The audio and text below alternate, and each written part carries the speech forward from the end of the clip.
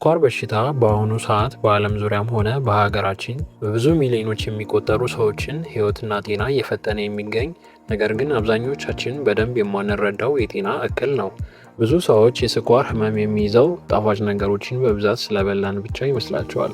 እውነታው ግን ከዚህ እጅግ የሰፋና ጥልቅ ነው። ስኳር በሽታ በሰውነታችን ውስጥ ያለውን ኢንሱሊን የተባለ ሆርሞን በአግባቡ ስራውን መስራት ሲያቅተው ወይም ጣፊያችን በቂ ኢንሱሊን ማምረት ሲያቆም የሚከሰት ነው። ኢንሱሊን ማለት በደማችን ውስጥ ያለውን ስኳር ወይም ግሉኮስ ወደ ህዋሶቻችን ወይም ሴሎች በማስገባት ለሰውነታችን ጉልበትና ኃይል የሚሰጥ ቁልፍ ነው።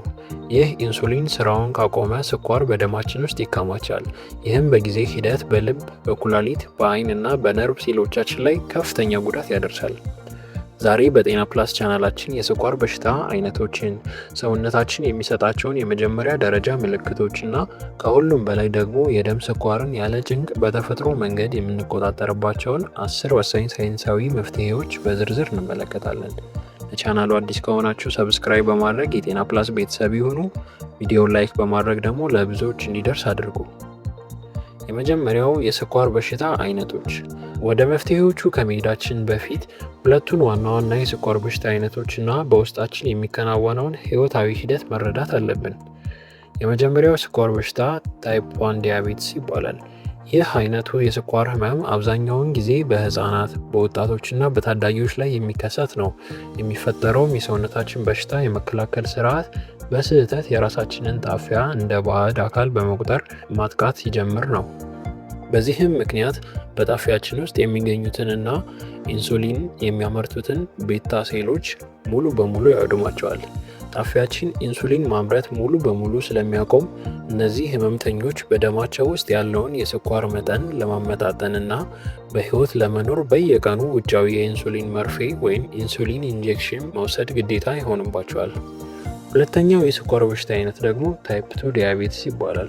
ከ90% በላይ የሚሆነው የስኳር ህመምተኛ የሚያዘው በዚህ አይነቱ የስኳር ህመም ነው።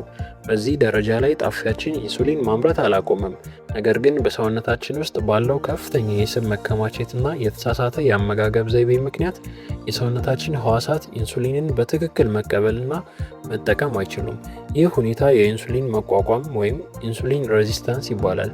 ይህ አይነቱ የስኳር ህመም ከመጀመሪያው የሚለየው በቅድመ ማስጠንቀቂያነት የሚሰጣቸው ምልክቶች በተጨማሪ ትክክለኛ የአመጋገብ ስርዓትን በመከተል መደበኛ የአካል ብቃት እንቅስቃሴ በማድረግና የህይወት ዘይቤን በማስተካከል ሙሉ በሙሉ ሊጠበቅ ወይም ሊቆጣጠርና ወደ ነበረበት ጤናማ ሁኔታ ሊመለስ የሚችል በመሆኑ ነው። ሳናውቃቸው የሚያልፉ 7 የስኳር በሽታ ቅድመ ምልክቶች። ሰውነታችን በደማችን ውስጥ የስኳር መጠን መጨመሩን የሚያሳዩ በርካታ ምልክቶች ቢሰጠንም አብዛኞቻችን ችላ እንላቸዋለን። አንደኛ፣ ተደጋጋሚ የውሃ ጥማትና የአፍ መድረቅ።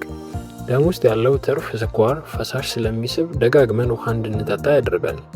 ሁለተኛ፣ በሌሊት ደጋግሞ ለሽንት መነሳት። ኩላሊታችን ትርፍ ስኳሩን በሽንት ለማስወገድ ከበፊቱ እጥፍ ስራ ይሰራል። ሶስተኛ፣ ያልተለመደ ከፍተኛ የረሃብና የድካም ስሜት። ህዋሶቻችን ስኳር ማግኘት ስላልቻሉ ለኃይል ማምረቻ የሚሆን ምግብ ፍለጋ ወደ አእምሯችን የረሃብ ምልክት ይልካሉ።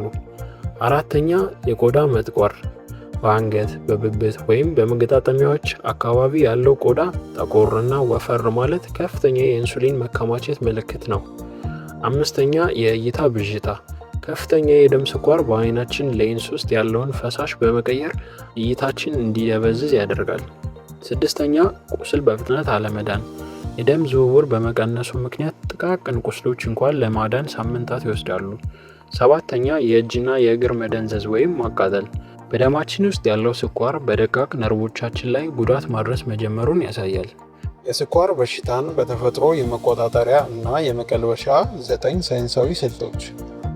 አሁን ደግሞ ደማችንን ከተከማቸ ስኳር የምናጸዳበትን እና የኢንሱሊን ስራችንን ወደ ቦታው የምንመልስበት 9 ወሳኝ መንገዶችን እንመልከት። አንደኛ፣ የተጣሩ ካርቦሃይድሬቶችን መቀነስ። ነጭ ዱቄት፣ ነጭ ሩዝ፣ ፓስታ እና በፋብሪካ የተቀነባበሩ ምግቦች በፍጥነት ወደ ግሉኮስ ተቀይረው ደማችን ላይ ስኳር እንዲከማች ያደርጋሉ።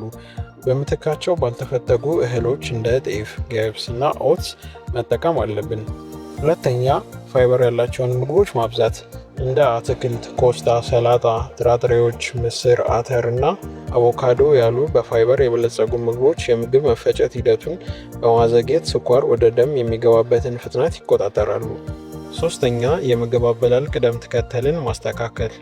በምግብ ሰዓት መጀመሪያ አትክልት ወይም ሰላጣ፣ በመቀጠል ፕሮቲን እና መጨረሻ ላይ ካርቦሃይድሬት እንጀራ ወይም ሩዝ መመገብ በደማችን ውስጥ የስኳር መጠን በድንገት እንዳይከማች ያደርጋል። አራተኛ፣ ከምግብ በኋላ ከ10 እስከ 15 ደቂቃ እርምጃ ማድረግ። ከምግብ በኋላ ወዲያውኑ ከመቀመጥ ወይም ከመተኛት ይልቅ ለ10 ደቂቃ ቀለል ያለ እርምጃ ማድረጉ ጡንቻዎቻችን ያለ ኢንሱሊን እገዛ እንኳን በደማችን ውስጥ ያለውን ስኳር በቀጥታ እንዲያቃጥሉት ይረዳል። አምስተኛ፣ የጥንካሬ ስፖርት መስራት። የእግር እና የደረት ጡንቻዎቻችን ትልቁ የስኳር ማከማቻ ቦታዎች ናቸው። በሳምንት 2 ወይም 3 ቀን ቀለል ያሉ የክብደት እንቅስቃሴዎችን መስራት የኢንሱሊን ስራን በከፍተኛ ሁኔታ ያቀልጣል። ስድስተኛ፣ በቂ እንቅልፍ ማግኘት። በቂ እንቅልፍ አለማግኘት ሰውነታችን ለኢንሱሊን ያለው ምላሽ እንዲቀንስ ያደርጋል። ማታ ማታ ከ7 እስከ 8 ሰዓት ጥራት ያለው እንቅልፍ መተኛት ይገባናል። ሰባተኛ፣ የጭንቀት ሆርሞን ወይም ኮርቲሶል መቀነስ። ከፍተኛ ጭንቀት አእምሯችን ኮርቲሶል እንዲያመነጭ ያደርጋል። ኮርቲሶል ደግሞ ጉበታችን የተከማቸው ስኳር ወደ ደም እንዲለቅ ስለሚያደርግ የደም ስኳርን ይጨምራል። ስምንተኛ፣ ጊዜያዊ ጾም ማዘውተር። በቀን ውስጥ የምግብ አወሳሰዳችንን በ8 ሰዓት ገደብ ውስጥ ማድረግና ለ16 ሰዓታት ፈሳሽ ብቻ በመጠጣት ማቆየት ሰውነታችን የታቀበውን ትርፍ ስብ እንዲያቃጥልና የኢንሱሊን ስራው እንዲያርፍ እድል ይሰጣል። ዘጠነኛ፣ የሆድን ስብ መቀነስ። የሰውነት ክብደታችንን ከ5% እስከ 7% መቀነስ በጉበት እና በጣፊያ አካባቢ የሚገኘውን ስብ በመቀነስ የደም ስኳርን ወደ ጤናማ ደረጃ ለመመለስ ይረዳል። በአጭሩ የስኳር በሽታ ማለት ህይወት አበቃች ማለት አይደለም። አመጋገባችንን በማስተካከል እንቅስቃሴ በማድረግ እና ለሰውነታችን የሚገባውን እንክብካቤ በመስጠት የደም ስኳራችንን ሙሉ በሙሉ ወደ ነበረበት መመለስ እንችላለን። ቪዲዮ ከተመቻችሁ ላይክ እና ሼር ማድረጋችሁ እንዳትረሱ። እናንተ የደም ስኳራችሁን ለመቆጣጠር ከእነዚህ 10 ስልቶች የትኛውን ትተገብራላችሁ? ኮሜንት ላይ ጻፉልን። በቀጣይ ቪዲዮ እስክንገናኝ ጤናችሁ ፕላስ ይሁን። ቻው።